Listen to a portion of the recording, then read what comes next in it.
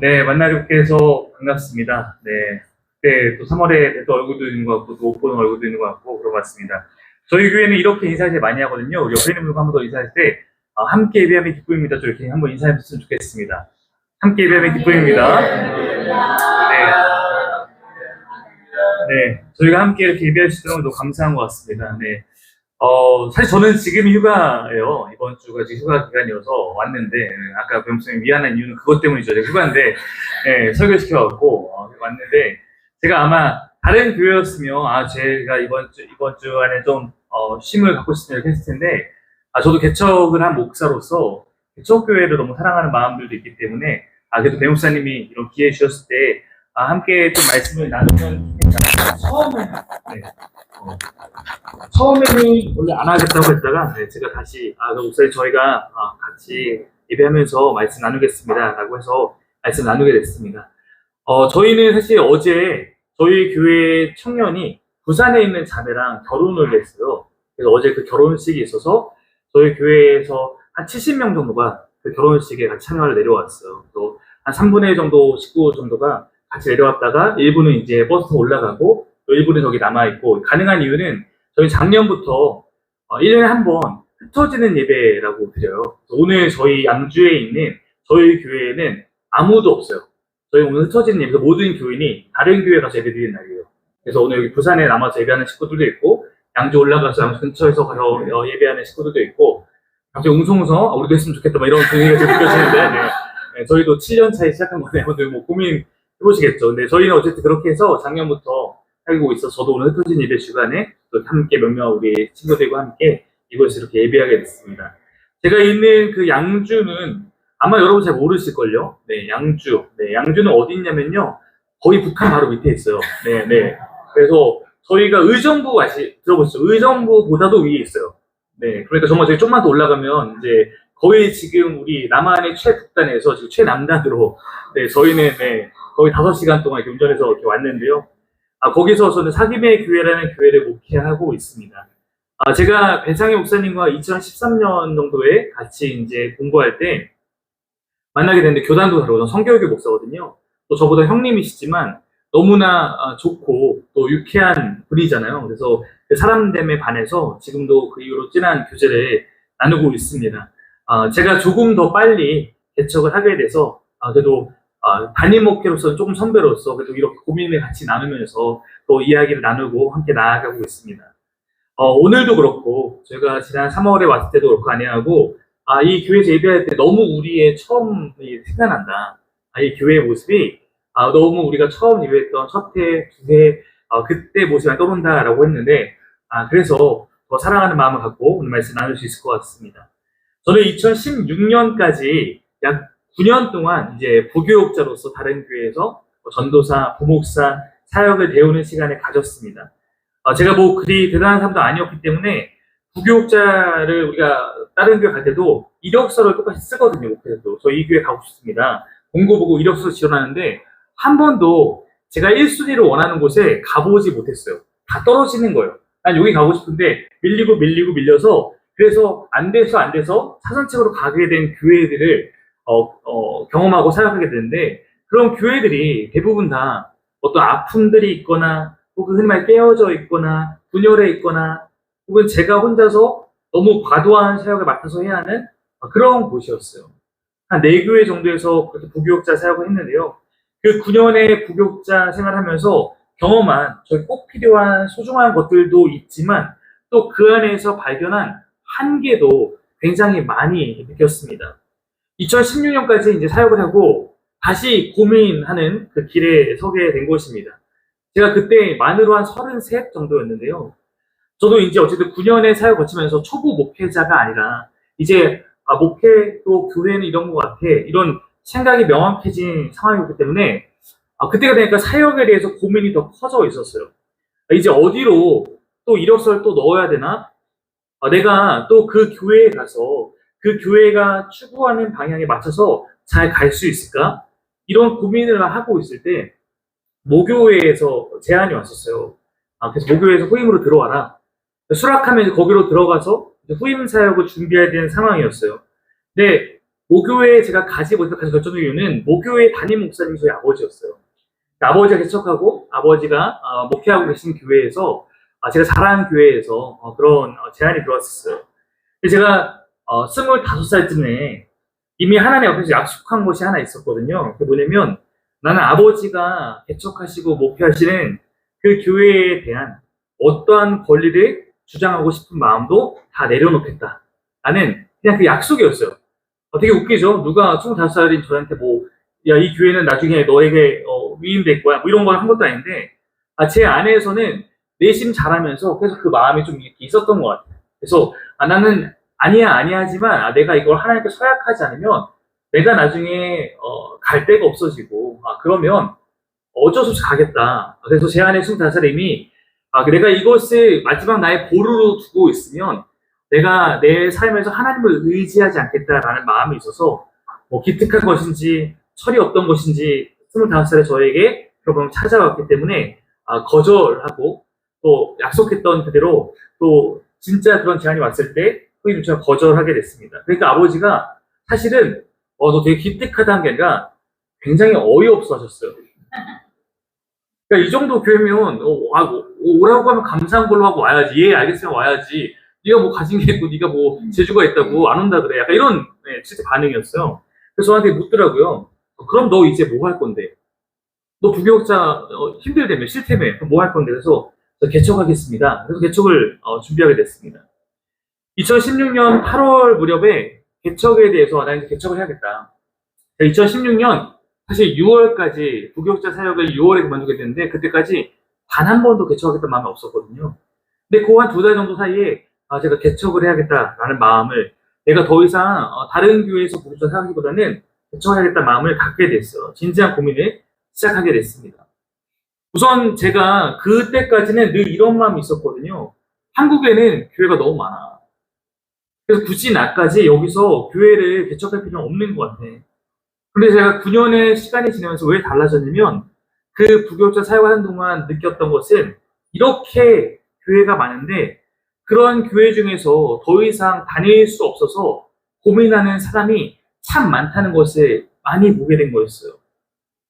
저는 사실은 아버지가 목회자였으니까 교회를 항상 볼 때 목회자 중심으로 이렇게 바라봤어요. 그래서 교회를 떠나는 사람이 있으면 저 사람이 잘못한 거야. 교회 떠나는 사람 있으면 저분이 지금 우리 교회를 힘들게 하고 있는 거야. 저분이 목회자에 상처를 주고 있는 거야. 제가 어쩔 수 없이 그 생각의 틀에 갇혀 있었거든요. 근데 제가 부교육자 사역을 하면서 오히려 하나님께 저를 보내신 것을 제가 보게 한 것이 뭐냐면 저 또한 교회를 때로는 떠날 수밖에 없는 입장에 하나님께 세우신 적이 있는데 그때 제가 처음으로 교회를 어쩔 수 없이 떠나가는 사람의 아픈 심정이 이해가 되더라고요. 이것이 꼭 뭐 누구의 잘못이다를 말하고 싶은 것이 아니라 교회를 떠난다는 것이 참 슬프고 참 막막한 이유구나. 하나님을 나는 참 사랑하고 싶은데 때로는 그런 사랑을 함께 할 수 있는 공동체를 만나기 너무 어렵고 그런 교회가 보이지 않을 때 참 이 신앙생활을 이어가기가 어렵구나 이런 것을 공감하고 느끼게 됐습니다. 그래서 저는 그때 제가 개척하겠다라는 것은 다른 것이 아니라 이미 존재하고 있는 많은 교회들이 마치 공교육과 같이 그런 역할을 감당하고 있다면 누군가 공교육의 가치관과 좀 다른 가치관을 꿈꾸기 때문에 혹은 거기에 잘 적응하지 못해서 대안학교를 찾아가는 것처럼 우리는 그럼 대안학교 같은 대안교회를 한번 개척해보자. 그래서 그냥 그렇게 좀 아픔 있고 좀 교회를 찾기 어렵고 이런 사람들이 마지막 한번 여기라면 내가 그래도 한번 좀 가보고 싶다라고 할 수 있는 그런 대안교회 같은 역할로서 우리가 한번 울타리를 만들어보자 라고 하면서 개척을 꿈꾸게 됐습니다. 사실 제 주변에는 개척한 목사님이 좀 제법 되는데요. 많은 개척 목사님들이 개척했다가 몇 년 지나면 시리에 빠집니다. 왜 빠지는지 아세요, 대부분? 대부분 이런 거였어요. 내가 교회를 개척하면 금방 사람들이 모일 것 같거든요. 대부분 개척을 좀 이렇게 일찍 하시는 분들은 목회에 대한 나름의 자신감이 있는 분들이 도전하는 경우가 많이 있어요. 왜냐면 인생 걸고 하는 거잖아요. 그런데 막상 개척해보면 현실은 전혀 그렇지 않거든요. 사실 오늘 제가 여기 지금 1년 안 됐죠. 네. 정말 깜짝 놀랄 정도로 저 사람 많이 있어서 제가 이게 이 기쁨이 넘치는 교회는 지금 굉장히 잘 성장하고 있는 걸 봐요. 저희 1년차보다 훨씬 사람이 많아요, 지금. 근데 대부분 안 그렇거든요. 그러니까 대부분 내가 개척했는데 정말 말 그대로 그 안에서 찾아온 사람이 없고 저도 1년차, 2년차 때까지 제가 알고 있는 주변에 교회 그 안 다니게 된 사람들 이런 사람들이 온 것이 저하고 모르는 사람이 저희 교회에 처음 문을 열고 들어온 게 1년째 했을 때 한 명 그리고 또 1년 동안 없다가 2년째 됐을 때 그때 두 번째 이렇게 했거든요. 그러니까 대부분 정말로 개척한 다음에 많이 힘이 빠질 수 있습니다. 제 주변에 그런 사람들이 정말 많았어요. 근데 저는 애초에 제가 개척하고자 했던 교회가 아까 이제 대안학교 같은 곳이니까 우리의 교회는 늘 작을 것이다. 늘 소소하게 함께 서로를 위한 작은 공동체로 존재할 거라고 생각하면서 개척을 했었어요. 지금 사실 저희 교회는 사람이 제가 보기에는 놀랄 정도로 많아졌는데 이것이 오히려 저에게는 때로는 되게 고민이었고 부담이기도 했고 한 번도 그런 것을 꿈꿔보지 못했기 때문에 그랬습니다. 저희의 처음도 아주 작은 공동체로 시작하고 또 한동안 머물렀었어요. 그래서 저는 거기에 맞는 삶을 각오하고 개척을 하게 됐습니다. 다만 하나님께서 저와 아내에게 그래도 우리에게 힘내라고 그래도 그런 마음 가운데 힘을 주시려고 위로와 같이 저에게 허락하신 선물이 저는 있었다고 생각해요. 그것은 저희가 개척을 결심한 후에 그래도 이 여정에 함께할 사람을 하나님께서 보내주신 것입니다. 저희가 교회 개척을 결심한 다음부터 실제로 사김의 교회라는 교회의 첫 예배를 공식 드리기까지 약 4개월 정도의 시간이 있었는데 그때 이제 개척을 준비하면서 주변에 있는 여러 교회를 탐방해 보면서 개척을 준비해가는 과정이었어요. 그때 그 과정 가운데 개척을 결심하고 나서 이 개척대 교회에 함께 하겠다라고 말하는 첫 번째 교인이 생겼습니다. 당시에 만 20세 청년이었어요. 안타깝지만 제가 함께 있었던 교회에서 제가 떠나고 난 이후에 이런저런 일로 교회를 떠나게 됐던 청년이었어요. 그가 저희의 첫 번째 사김의 교회 성도가 되었습니다. 그래서 함께 수요일이면 저희 집에 모여서 같이 책을 읽고 국수 차리면서 개척에 대한 꿈을 나누고 주일이면 저하고 아내하고 그 청년하고 같이 주변의 교회를 탐방하면서 함께 예배했어요. 그리고 조금 뒤 저와 친하게 되었던 또 한 청년이 교회를 또 떠나게 돼서 교회를 찾는 과정이 또 생겼습니다. 처음에는 저는 이제는 좀 큰 교회를 다녀보고 싶다고 얘기해서 아쉽지만 이제 함께하지 못하는가 보다 싶었는데 결국 그 친구도 아무것도 준비된 것이 없는 저희 교회의 꿈에 합류하게 되었습니다. 그래서 이 두 청년과 함께 주일이 되면 저희 가족과 여기저기 예배하러 다니고 예배 후에는 카페에 가서 교회를 함께 꿈꾸면서 이야기 나누곤 했습니다. 오늘 마침 저희 교회 그 1호, 2호 교인이 여기에 같이 예배하고 있어요. 그래서 이 두 친구인데요. 앞에 있는 두 친구인데요. 이제는 20대 후반이 되는 그런 친구들입니다. 저희가 아마도 이렇게만 같이 다른 곳에 가서 예배하는 것도 아마 그때 이후로 처음일 거예요. 그동안 사김의 교회 안에서 너무나 중요한 역할을 해주었고 지금도 계속 주님을 닮아가고 있는 그런 사람들입니다. 제가 그래서 오늘 이 설교를 맡으면서 대목사님께 허락을 받고 오늘 우리 교회 이 여정 가운데 함께했던 이 두 친구가 증인이기도 하고 또 이들 경험했던 걸 있기 때문에 이들의 이야기를 이 설교 중간에 잠깐 좀 나눠보려고 합니다. 그래서 이 두 친구의 짧은 간증을 잠시 듣고 제 설교를 이어가 보도록 그렇게 하겠습니다. 우리 먼저 저희 사김의 교회 1호 교인이 되었고 지금 함께하고 있는 우리 김태희 자매가 앞에 나가서 간증을 잠깐 나누도록 하겠습니다.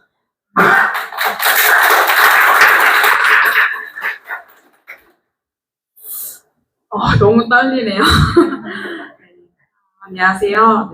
사김의 교회 1호 교인 김태희 청년입니다.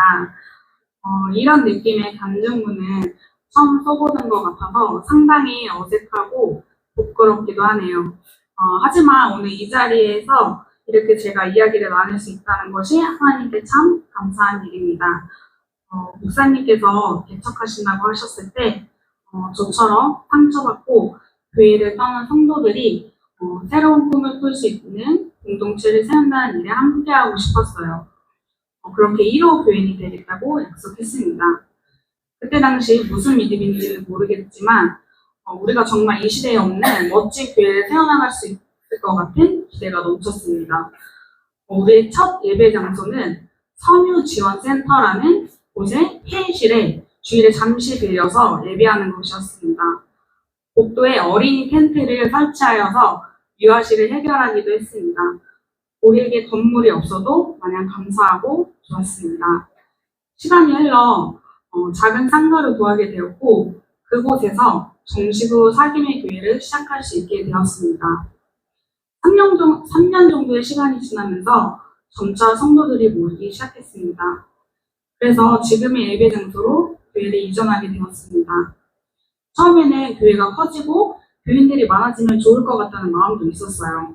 그런데 막상 사람들이 많아지니 왠지 모를 허전함과 낯선 사람들이 모여서 지내는 것에 어색함도 있었습니다. 알고 보니 저에게 사람을 가리는 마음의 상과 이전 교회에서 받았던 상처들로 인한 경계심이 있는 걸 발견하게 되었어요. 이것들을 해결하고자 힘을 쓰고 기도하면서 나아갔습니다. 조금씩 제 안에 이런 마음들이 허물어지기 시작했어요. 내가 이 교회의 첫 번째 교인이 되려고 했던 이유를 생각하며 우리 교회에 새로 오신 분들도 나처럼 교회에 대한 상처들을 회복해야 함을 깨달았어요. 상처받는 사람들이 이곳에서 회복하고 또 다른 성도들을 품어주는 그런 교회가 됐으면 좋겠다. 라는 생각을 다시 하게 되었습니다.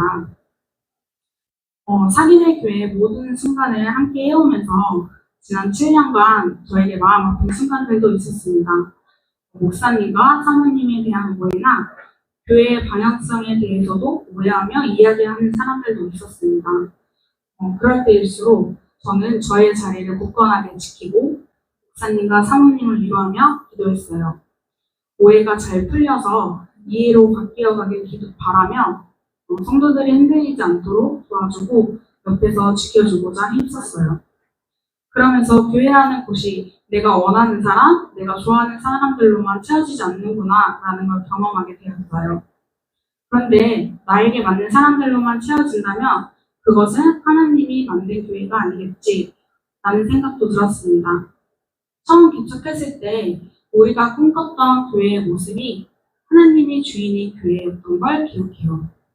나는 한 성도로서 내 마음을 잘 지키고 하나님을 바라보며 살아내야겠다는 마음이 들었습니다. 교회가 앞으로 더 커지고 교인들이 늘어가면 분명 더 많은 일들을 마주할 것이라고 생각이 듭니다. 하지만 우리는 이 문제들을 더 잘 아시고 해결해 주시는 주님을 믿어요. 저도 참고 견디며 주님이 세워주시고 붙여주신 동역자들과 힘을 모아 어려움을 헤쳐나갈 것입니다. 우리는 이 시대의 성경적 교회를 꿈꾸고 있습니다. 어떻게 하면 성경이 말하고 가르치는 교회를 만들어 갈지 고민하며 각자의 생각이 아닌 하나님의 생각을 따르는 그런 공동체가 되길 꿈꾸며 나아갑니다. 여러분들에게도 앞으로 어떠한 기쁨과 슬픔과 시험이 찾아올지는 모르겠어요. 어떤 어려움이 올지라도 하나님께 늘 묻고 답하며 답을 찾으며 옆에 있는 동역자들과 함께 서로를 지켜주신다면 분명히 이겨낼 수 있을 것이라고 저는 믿습니다. 저희 교회에서 주일마다 결단하는 내용 중 하나가 이 시대의 세상 사람들에게는 물음표를 던지고 이곳에 속한 사람들에게는 느낌표를 남기는 시대를 품고 세상을 감당하는 진짜 교회가 되는 것입니다. 물음표는 그런 교회가 있다고, 그런 공동체가 있다고 세상이 물을 때, 느낌표는 우리 교회에 온 사람들이 여기에 진짜 그런 교회가 있구나 라고 대답할 수 있는 것을 의미해요. 저는 기쁨이 넘치는 교회도 그러한 교회가 될 수 있을 것을 믿고 응원하고 소망하며 기도하겠습니다.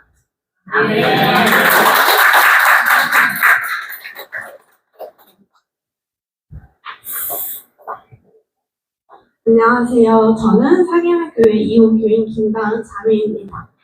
저는 모태신앙이 아닙니다. 1호 교인 김태희 자매와 초등학교 3학년 때부터 지금까지 가장 친한 친구로 지내고 있습니다. 태희랑 저는 초등학교, 중학교까지 항상 함께 다녔습니다.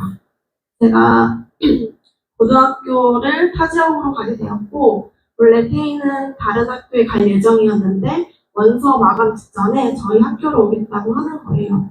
그때는 정말 신기했어요. 고등학교도 같이 다닐 수 있다는 것이 지금 생각해보면 하나님의 인도하심이었던 것 같아요. 태희는 주말마다 교회에 갔는데 저는 집에 아무도 없어서 평일이나 주말이나 혼자 있는 시간이 많았어요. 그래서 태희한테 나도 너희 교회 가보고 싶어 라고 말했어요. 그래서 고2 때 처음으로 교회를 다니게 되었습니다. 저에겐 교회는 맛있는 거 먹고 문화상품권 주는 노는 곳으로 여겨졌어요. 신앙에 대해서는 무지한 채 교회에서 연애도 하고 외로움을 달래며 교회 친구들과 어울렸어요. 그러면서 하나님에 대해서는 전혀 알려고 하지도 않았고 궁금하지도 않았어요.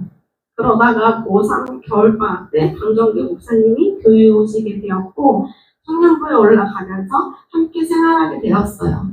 저희 목사님은 놀 때는 정말 목사님 같지가 않았어요. 그만큼 너무 재밌게 놀았거든요. 그런데 설교 때는 정말 목사님이셨어요. 설교 말씀이 너무 어려웠고 더 하나님을 알아가고 싶지 않을 정도로 저에겐 설교가 너무 부담스럽고 말씀을 들으면 한 귀로 듣고 흘려라도 보내야 되는데 아예 들려지지가 않더라고요. 말씀 거부 반응이랄까요? 그렇게 신앙적으로 성장하지 않는 것 같은 시간이 흐르다가 청년부 수련회를 가서 빌립보서를 묵상하는 시간이었어요. 내가 생각했던 성경은 너무 어렵고 인물도 많고 이해가 안 갔는데 그때 처음으로 술술 익혔어요. 그리고 말씀이 나에게 느껴지네? 신기했어요. 나름 느낌전도 생기고 함께 둘러앉아서 저희 고백들을 나누기 시작했어요.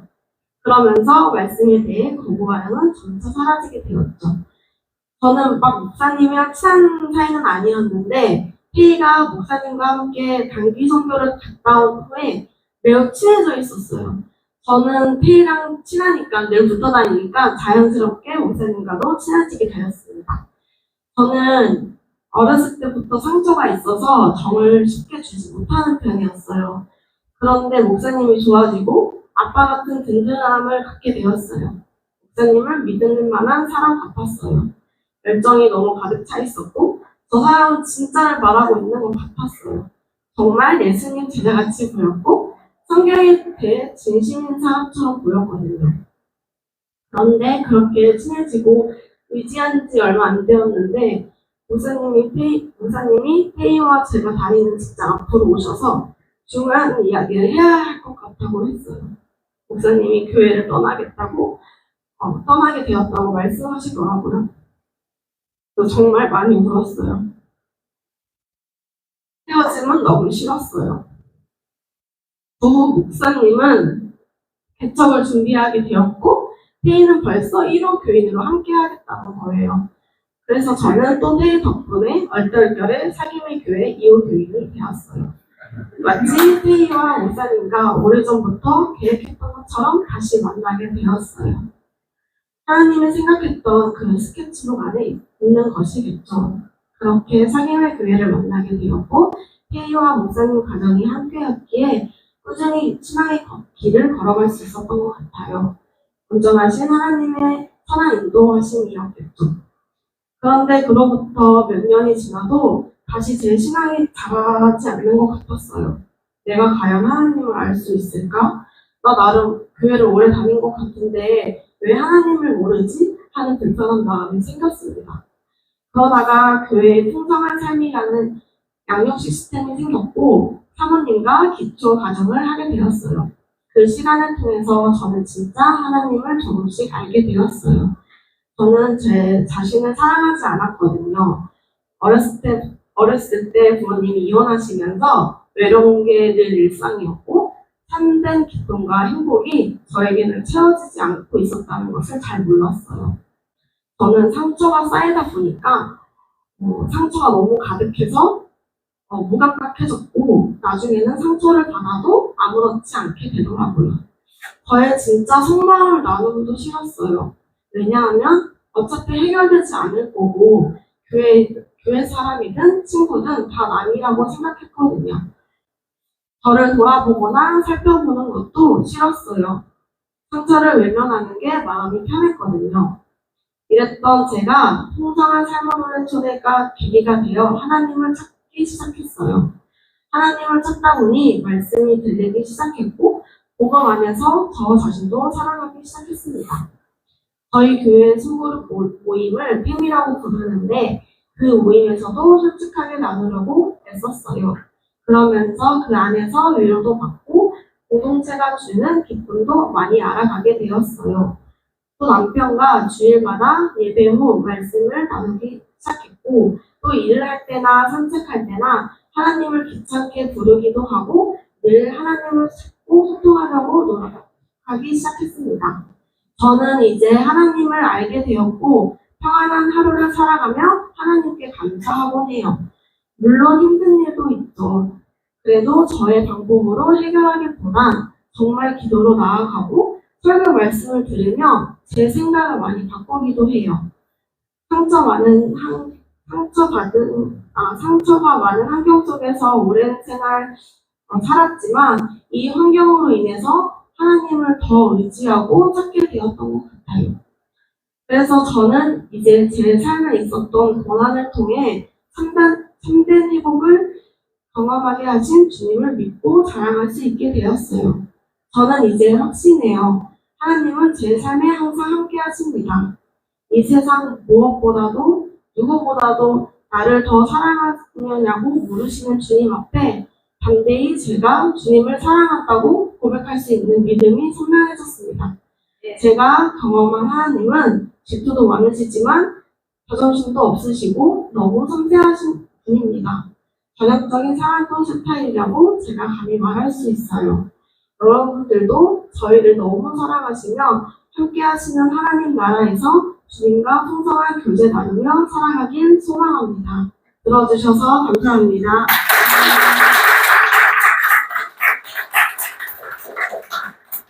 네.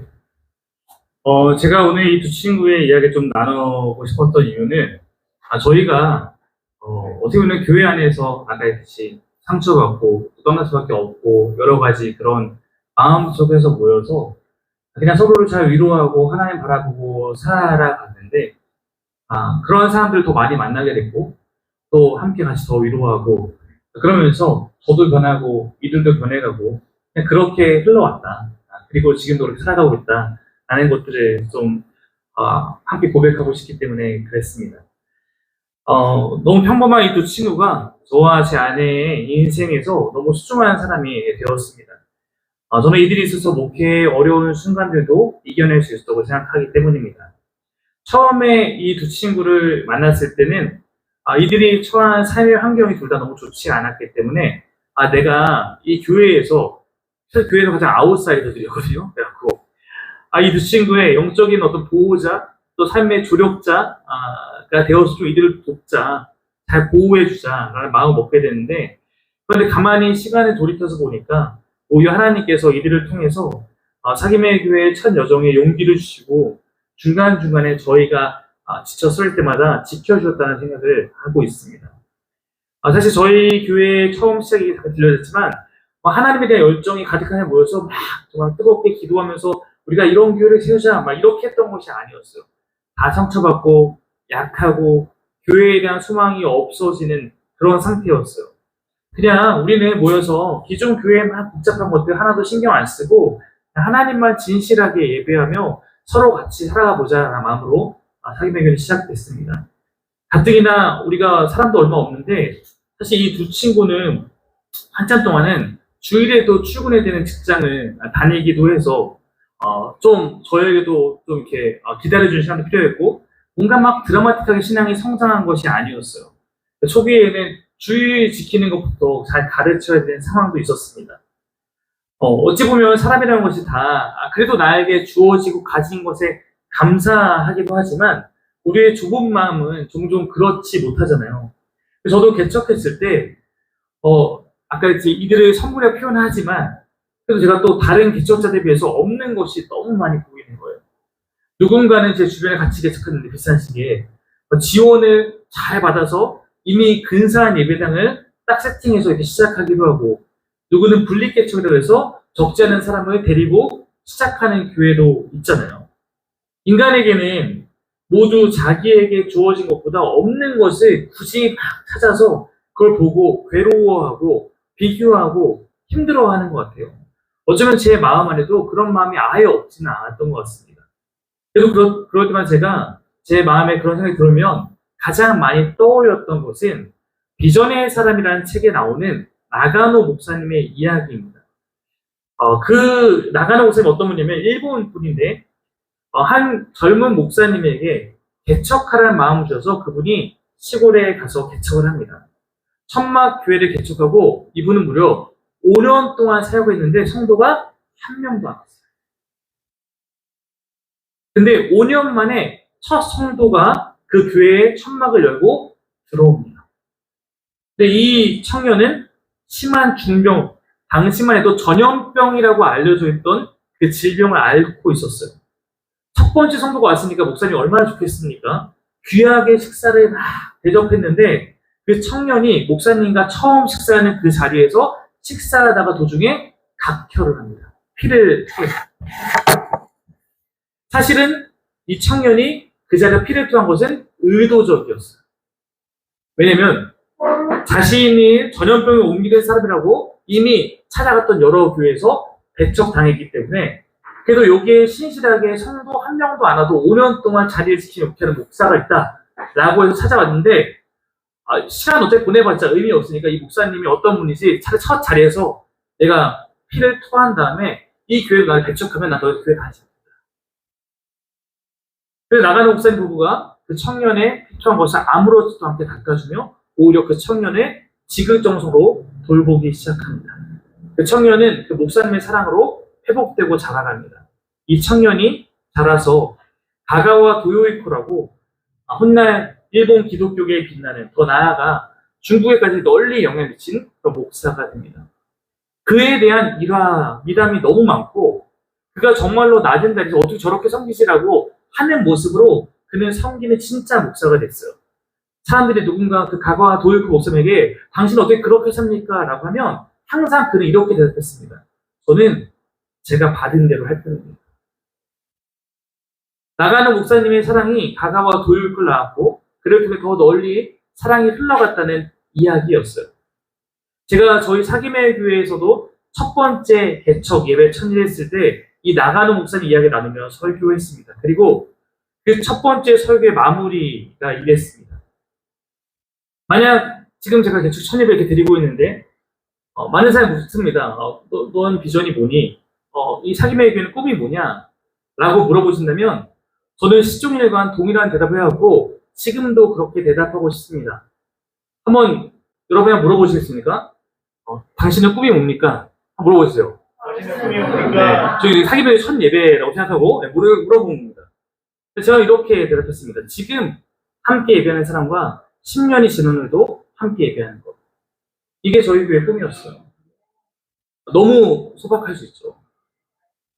근데 제가 진짜 꿈꾸는 것은 딱 그거 하나였어요. 이제 저희 교회가 아직 10년이 안 됐습니다. 8년 차인데 감사하게도 처음 예배했던 여기 있는 두 청년 또 한 가정 그 1년 차에 왔던 사람들 함께 교회를 잘 세워가고 있습니다. 언제 성장하나 싶었던 태희와 다은이도 영적으로나 육적으로나 무럭무럭 자라서 이제는 다른 사람을 돌보고 사랑을 전하는 사람이 되었고 우리 교회에 찾아온 수많은 어쩌면 교회에 대한 상처를 입은 사람들도 회복되고 나서는 다른 사람을 치유해가는 사람이 되어서 섬기고 있습니다. 저는 교회의 크기는 하나님이 정해주시는 거라고 생각해요. 많은 영혼을 맡기실 수도 있지만 꼭 그런 것은 아니라고 생각합니다. 성경도 보면 누군가에게는 5달란트를 맡기고 누군가에게는 1달란트를 맡길 수도 있잖아요. 거기서 달란트 비유 나오지만 중요한 것은 몇 달란트 받았냐가 아니라 나에게 맡겨주신 것에 대해서 주인의 뜻대로 순종하는 마음으로 그에 대한 반응을 보였을 때 그것이 하나님께 칭찬받는 요소일 거라고 생각합니다. 저는 기쁨이 넘치는 교회가 자립도 하고 또 성장도 해서 많은 영혼을 구원할 수 있는 교회가 되면 좋겠어요. 그러나 꼭 우리의 기대만큼 눈에 보이는 많은 열매가 없더라도 주어진 모든 상황에 최선을 다하는 것이 하나님의 가장 큰 기쁨을 꼭 기억해 주셨으면 좋겠습니다. 그리고 사랑은 대단한 것을 하는 것은 아니라고 생각합니다. 제가 돌아보니까 제가 우리 성도들에게 내가 정말 큰 사랑을 받았구나 라고 느끼는 것이 이런 겁니다. 성도들은 사실 교회에 대한 선택권이 있잖아요. 굳이 저희 교회 처음 왔던 사람들이 저희가 작을 때 왔던 사람들이 아무것도 없던 이 교회를 선택해야 되는 것이 아니었죠. 어쩌면 교회에 처음 시를 함께 해준 사람들은 다른 무엇보다 그냥 우리를 믿고 동행해 준 거잖아요. 저는 그것만으로도 큰 사랑을 받았구나라고 생각합니다. 지금 다시 생각해봐도 교회를 개척하겠다고 꿈만 꾸던 그때, 또 우리 예배당도 없이 예배하던 그 시절에, 또 아주 작은 상가에 있던 그 시절에 교회의 꿈에 함께하는 사람이 있었다는 것이 참으로 감사한 일이라고 생각합니다. 아마 우리 배 목사님과 사모님도 여러분을 보면서 그렇게 고백할 수 있을 거라고 생각합니다. 초기 교회에 함께한 사람들이 텃세를 부리거나 기득권을 가진 채 행동한다면 그것은 분명히 교회에 나중에 악영향이 되겠지만, 오히려 처음부터 이 교회에 있던 사람들이 늘 겸손하게 동행하며 교회가 함께 성장해 가면서 더 나아가서 처음부터 있던 사람만큼, 그 시간만큼 하나님을 더 오랫동안 잘 닮아간 사람들이 되어준다면 여러분이 이 교회에 정말 좋은 씨앗이 되었다고 훗날 우리 배 목사님은 고백할 수 있을 것입니다. 저는 개척교회 목회자들이 성도를 위해 해야 하는 사랑도 있다고 생각해요. 여러분이 이 교회 오신 것만으로 사랑받고 있다면 목회자들도 여러분을 위해서 해야 하는 사랑이 있다고 생각합니다. 일단 몇 명이든 우리 가족에게 건강한 양식을 먹이기 위해서 영적으로 숫자에 상관없이 최선을 다해서 설교하고 사랑하는 것이고요. 또한 개척교회에서는 성도의 회복과 성장을 진짜로 믿고 기다려주는 것이 사실 너무나 중요한 사랑이라고 생각합니다. 성도들은 모두 엄청난 가능성이 있어요. 세상에서는 통용되는 말이 있습니다. 사람 변해요, 안 변해요? 안 변한다. 이건 세상 논리예요. 근데 또 교회가 절대적으로 믿고 있어야 되는 게 뭐냐면 사람은 반드시 변한다. 여러분, 사람이 안 변할 거면 우리가 왜 이 짓을 합니까? 힘들게. 이랬던 사람이 이렇게 될 거라고 믿기 때문에 우리가 교회를 하는 거예요. 우리는 못 변하시지만 하나님이 이들의 삶에 함께 하시면서 이들의 변화할 것을 믿기 때문에 우리는 하는 것입니다. 성도들은 모두 엄청난 가능성이 있다고 봐요. 지금의 모습으로 우리는 아무것도 볼 수 없습니다. 아직 꽃이 피지 않았을 수도 있어요. 각자가 하나님 앞에 성장할 때까지 시간이 필요합니다. 교회의 봉사나 사역이나 헌금이나 이런 것들이 오히려 개척교회에서는 다 너무 급한 것들이지만 우리가 우선 충분히 신앙을 배우고 성장할 때까지 기다려주는 마음들도 저는 오히려 개척교회는 필요하다고 생각합니다. 저희도 그래서 굳이 필요하지 않은 것은 안 하고, 꼭 필요하면 처음에는 어지간한 것은 저희가 그냥 감당하고요. 사랑하며 잘 가르칠 때 강요하거나 억지로 끌고 가지 않는다. 변화를 믿으며 함께 그냥 살아간다. 이것이 저와 아내의 마음이었습니다. 그리고 감사하게도 예배하면서 회복되고 그러면서 꽃이 피어가더라고요. 저와 에스라에서 배목사님 함께 배우던 시절에 교수님께서 오늘 본문에 나오는 바울과 빌립보 교회의 관계를 두고 하셨던 이야기가 제 마음에 오래 남아있습니다. 아시다시피 바울은 종종 스스로의 생계를 스스로 책임지는 자비량 사역을 했습니다. 아마도 교회의 성도들에게 그 짐을 지우기 싫었던 것 같아요. 그러나 그때에도 어떤 교회들은 그렇게 했지만 빌립보 교회는 바울을 늘 후원한 역할을 했던 그런 교회였습니다. 바울에게는 그래서 너무 소중한 교회였어요. 생각해보면 바울은 교회의 성도들에게 부담을 주지 않으면서도 복음 전도자의 삶을 해나가기 위해서 스스로 일할 만큼 성도를 사랑한 목회자였습니다. 또한 빌립보 교회 성도들은 그런 바울의 결심과 태도에도 불구하고 그가 사역에 최선을 다할 수 있도록 물질과 기도로 협력했던 그런 교회였습니다. 이것이 성경에 보여주는 바울과 빌립보 교회가 갖고 있는 서로를 향한 아름다운 모습이었어요. 서로가 상대방을 위해서 이타적으로 사랑하고 있으니까요. 근데 여러분, 교회가 망가지면 거기에 나타나는 현상이 있습니다. 어떤 건지 아십니까? 목회자는, 망가진 목회자는 빌립보 교회 예를 들면서 왜 이 교회처럼 나에게 더 좋은 대우를 해주지 않는지만 관심을 갖고, 또 성도들은 바울의 모습을 예로 들면서 목회자가 스스로 해야지 뭐 이렇게 스스로 책임져야 된다고 그렇게 말을 합니다.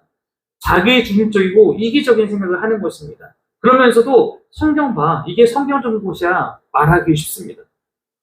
우리가 아무리 성경을 중심에 두고 산다고 하더라도 우리의 마음이 깨어져 있으면 성경을 가지고 성경처럼 정말 사랑하는 것이 아니라 성경을 가지고 때로는 누군가 정죄하고 판단하는 공동체와 관계가 되기 쉽다라는 교수님의 가르침이었어요. 오늘 말씀 한 번만 마지막으로 읽어봅시다. 여러분들 시작. 내가 예수 그리스도의 십자가로 너희 교회를 얼마나 사랑하는지 하나님이 예수님이시다. 아멘. 바울은 빌립보 교회 봤을 때 내가 그리스도의 심장으로 너희 무리를 얼마나 사랑하는지 사모하는지 하나님이 내 증이다. 정말 나는 그렇게 너희 위해 사랑한다 라고 말할 수 있는 그런 마음을 갖고 살아갔습니다. 바울처럼 주님 안에서 교회와 성도를 사랑하는 목회자, 저는 우리 배우 목사님이 그런 목회자가 되어줄 거라고 믿습니다. 네. 또 그런 마음으로 주님 안에서 교회와 목회자를 사랑하는 성도들, 저는 이 교회에 있는 성도들이 빌립보 교회처럼 그렇게 바울을 위해서 함께 지지하고 한마음이 되어서 나아간다면 정말 아름다운 교회가 이곳에 세워질 거라고 믿습니다. 하나님 앞에서 난 부끄럽지 않아요 라고 고백할 정도로 진실한 고백을 서로가 서로에게 할 수 있다면 저는 그것이 가장 아름다운 교회라고 믿고 있습니다. 여러분, 지금 이 시대에는 큰 교회가 필요한 게 아니에요. 진짜 교회가 필요한 줄로 믿습니다. 이 시대에 개척한 걸 용기라고 하거든요. 개척하면 100교회가 개척하면 한 5년 지나면 90개 교회는 사라집니다. 시대의 여러 어려움 속에도 용감하게 개척한 사랑하는 기쁨이 넘치는 교회 성도 여러분, 저희는 여러분의 이 시작과 또 이 나아감과 이 함께함을 정말로 진실하게 응원합니다. 지금 이곳에서 예배하는 여러분들의 그 아름다운 동행, 서로를 향한 사랑의 기다림, 부족하지만 함께 살아가려는 그 마음들이 잘 모아져서 시대를 품고 세상을 감당하는 진짜 교회로 살아남으시길 간절히 소망합니다. 기도하겠습니다.